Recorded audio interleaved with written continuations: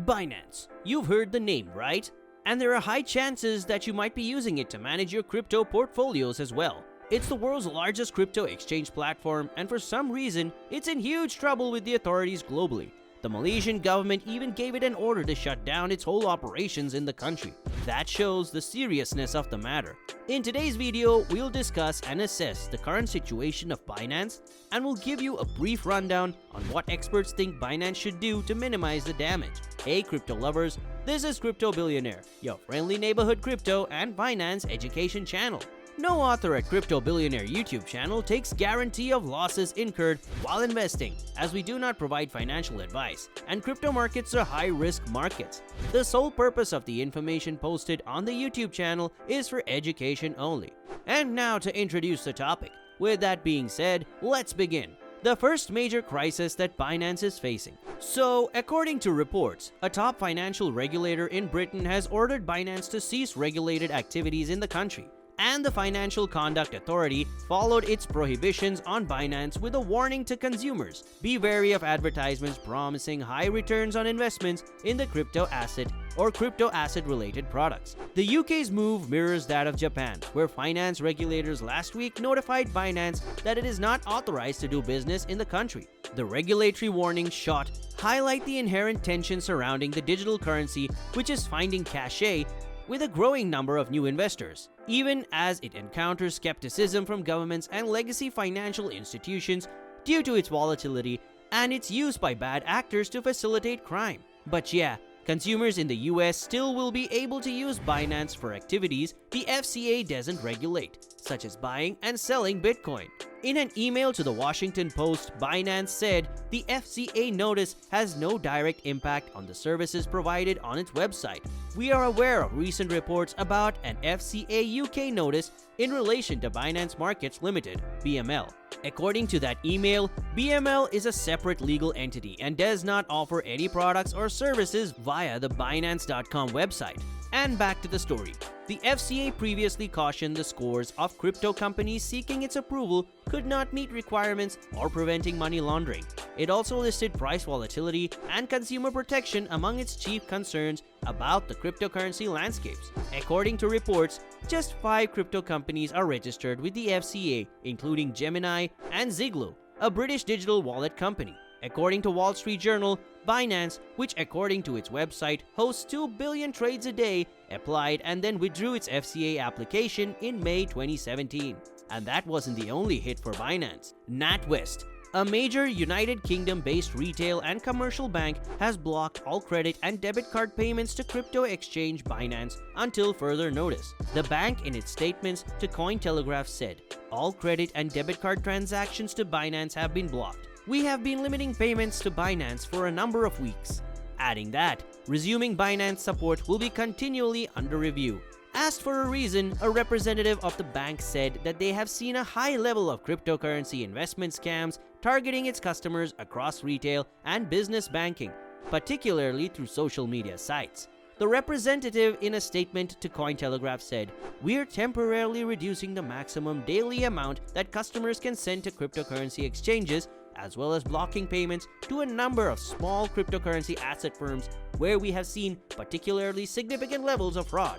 Our customers will still be able to accept cryptocurrencies as forms of payment." The move has triggered wide-scale outrage in the crypto community, with many angry NatWest clients expressing their discontent with the bank willing to decide how to spend their money. Some crypto enthusiasts expressed disappointment with NatWest's move, with one Twitter user stating that it's like people can't spend their money on what they want anymore. One NatWest user even complained, "I will be removing my long-term custom, and I encourage others to do so.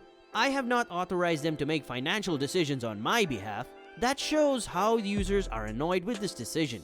And it's not the first time. NatWest has previously restricted crypto services to its users. The company introduced a daily limit for crypto purchases by its clients in late June, targeting a number of crypto exchanges including Binance. The bank has followed the example of Barclays, the British multinational universal bank. And it's not just UK. Earlier in July, Italy's financial regulator issued a warning against Binance, stating that the platform was not authorized to offer services in the country. Apart from Italy, countries like Germany, Poland, Japan, Thailand, Singapore, and the United States, among others, have also issued warnings about Binance. An eastern country, Malaysia, too, decided to chase Binance on this. It's the latest regulatory threat to come after Binance, as authorities in the country have accused the exchange giant of continuing to operate in the country illegally. According to an announcement released on Friday, the Securities Commission of Malaysia has served a public reprimand against Binance, calling for the exchange of all its entities to cease operations in the country. The SC stated that Binance continued to operate in Malaysia despite previous warnings. Indeed, back in July 2020, Binance was given a warning that it was not permitted to operate in Malaysia.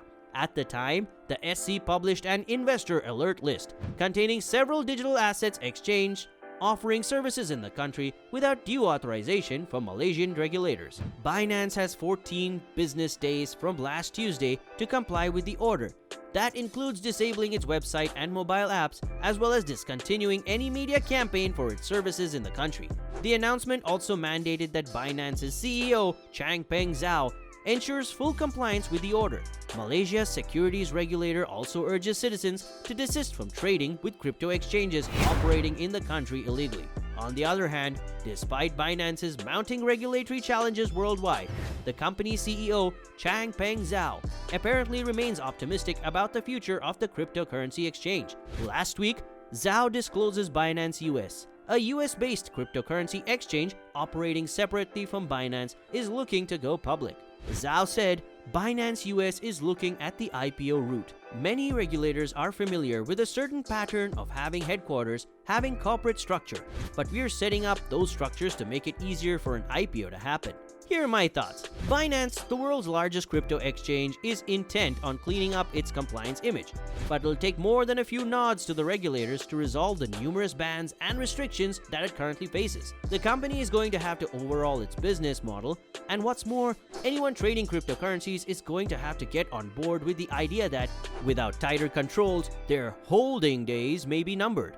Binance held a press conference this week at which it said it strives to be a fully compliant institution, and CEO Zhao stated that, "Our goal is to help increase the freedom of money all around the world without sacrificing security and compliance." The company is under investigation by US regulators, tax, and justice authorities. It's facing bans in the US, Italy, and Ontario, Canada's most populous province. It has received warnings from regulators in Japan, Germany, and the Cayman Islands, among others. But to solve these issues with the authorities, Binance said it would share some user data with local regulators and limit daily withdrawals to $2,000 from 2 bitcoins currently worth around $66,000. And to compliance with the world government, and to solve this issue, Binance recently appointed Samuel Lim, who has over 10 years of experience in compliance in investing banking, as Chief Compliance Officer, and Jonathan Farnell, with over 20 years of experience in the UK financial and payments sector as Director of Compliance. Binance sure looks like it's in a lot of trouble,